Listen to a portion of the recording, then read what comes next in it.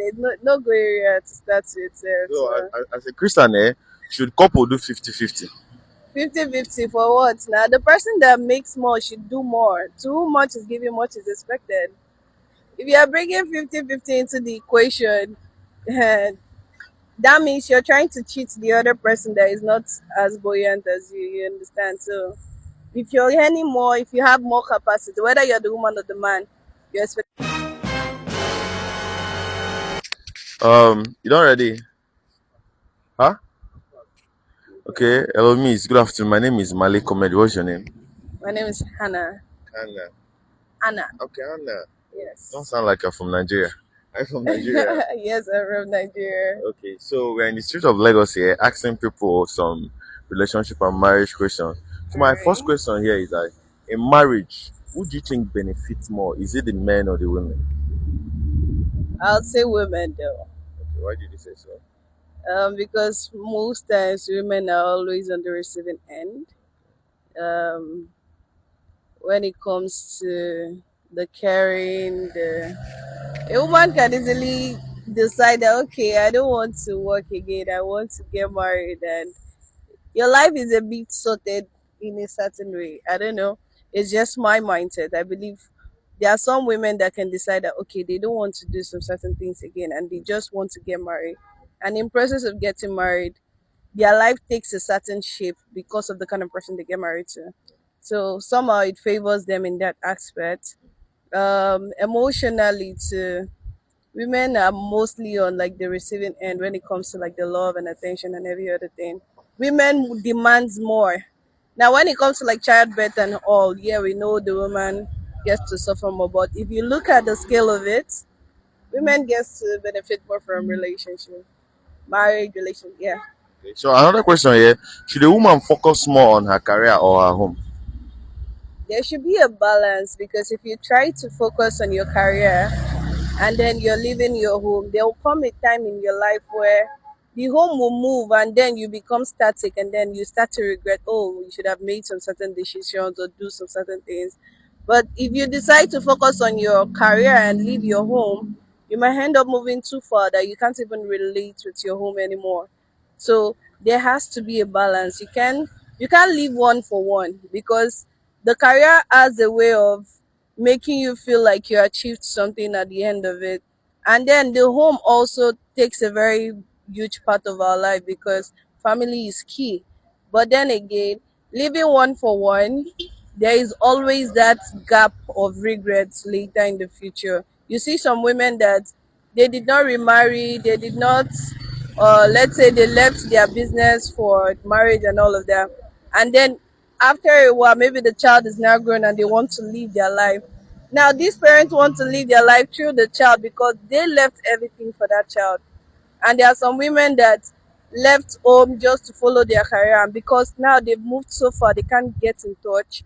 They end up missing those bonding, and but now because you did not really keep in touch, the bond is gone and every other thing. So there has to be a balance, whichever way. Okay, One none is more important than the other. okay. So another question here: should men be a provider in a marriage? God, let's start from the creation. Man was designed to provide. And I know for a fact that the nature of a man, if you're not even providing in a relationship, the man definitely starts to feel incomplete.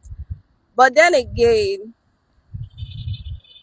we are coming to a new age where women now work, women now make their money. There has to be that sort of relationship that it's symbiotic. Everybody gets to gain, not like one person is bringing more than the other. But definitely, when there is a man and woman involved, when there is one person making more than the other, you would definitely do more. To whom much is given, much is expected. So So it just depends on the dynamics of their relationship, and truly relationship varies depending on the people, the person involved, and probably the culture too. So another question here: do you think these days people marry for money or they marry for love? Definitely people marry for money. Even me myself, I'll marry for money because think about it, love can grow, love can fade. Now money, not like money too will not go on, but then again, When you have money, there is a guarantee of a better life. Some of us, we are, I wouldn't say we are angry at our parents for the kind of decision they made, because there are certain life we would have lived if our parents actually made their decision based on those kind of criteria, and because they went for love, we know it's our eyes see. So I will not tell anybody whatever you want to do, but love is very key. But at the same time, as far as I'm concerned, love is not even the most important thing when it comes to relationship. A man that is responsible, a man that knows how to be able to make wealth, is also, it's part of the criteria, because you cannot say you want to fall in love, yes, because you love him and he does not have a future, and you want to put your head there, you go suffer. And then the children that are coming, they don't want to care what the story is. They would need to be catered for, and if you cannot cater for them, definitely that love will start to get sour. But it's not like money is the only important thing. There is trust, there is respect, there is understanding. Those are also currencies that we don't calculate as money, but they are very important. And there are other things to check it out. They are being backed up by money. If you don't have money, there are so many things you cannot really do, even when you know that this thing is important. So yeah, for me, money is, I will not blame those people that are marrying for money, because here they are looking at the future, and you cannot So blame them. another question here: what do you think is the reason why most married women cheat on their partner? Most married women, as far as I'm concerned, cheating is not something that women would just do. Yeah, well, we are now in a different time, so maybe I wouldn't say that still, but I know women would, as a woman, based on my own judgment, I know that it gets to you have to get to a point of deficiency on something before you start to think about, because we women, we are more affectionate, we are more caring, we are more committed when it comes to relationship.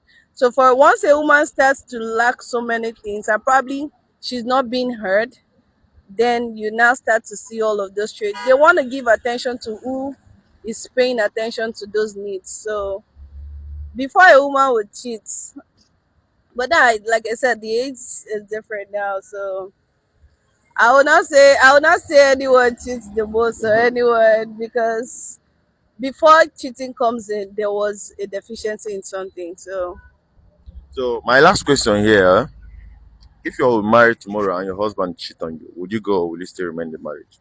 I will, because I'm a Christian and I know that. Well, I think with time our logic for life changes.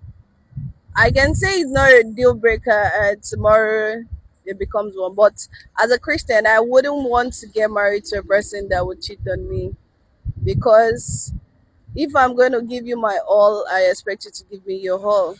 That is, but hmm, now this question is very dynamic.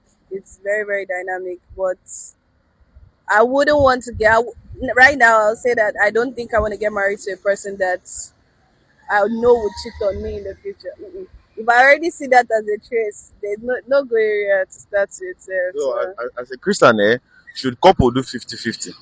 50-50 for what? Now the person that makes more should do more. Too much is given, much is expected. If you are bringing 50-50 into the equation, that means you're trying to cheat the other person that is not as buoyant as you understand? So if you're earning more, if you have more capacity, whether you're the woman or the man, you're expected to do more. Yeah, thank you. Have a nice afternoon.